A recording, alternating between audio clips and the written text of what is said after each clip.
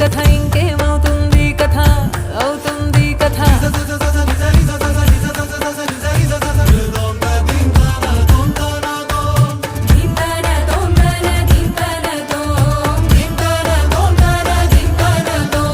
కళ్ళ చాటు నిన్ను కల్లో చూసా